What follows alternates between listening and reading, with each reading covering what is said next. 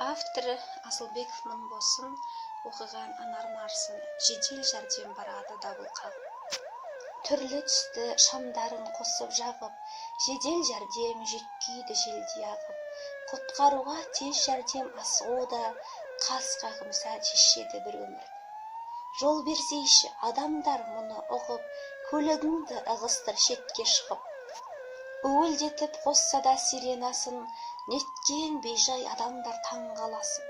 Жедел жәрдем асығып бара жатыр, азайтуға біреудің жан жарасын, кемейтуге біреудің мұңналасын. Сұм ажалға тағыда қарсы тұрып, құтқаруға біреудің жан баласын. Өмір өлім айқасып жатқан сәтте, жол беріңдер көліктер шығып шетке. Бір өмірді мүмкін ол сақтап қалар, бір минутке кешікпей бұрын жетсе. Жол беріңдер көліктер көшедегі, қас қағым сәт барлығын шешеденді.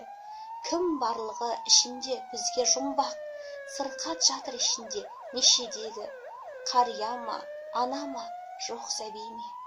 Кім кеткісі келеді о фәниге? Ақ халатты антына адал жандар, сұм ажалдың жолына тосқауыл боп, тура келген ажалға ара түсіп, зор қуаныш сыйлайды әрбіреуге. Түрлі түсті шамдарын қосып жағып, жедел жәрдем барады дабыл қағып.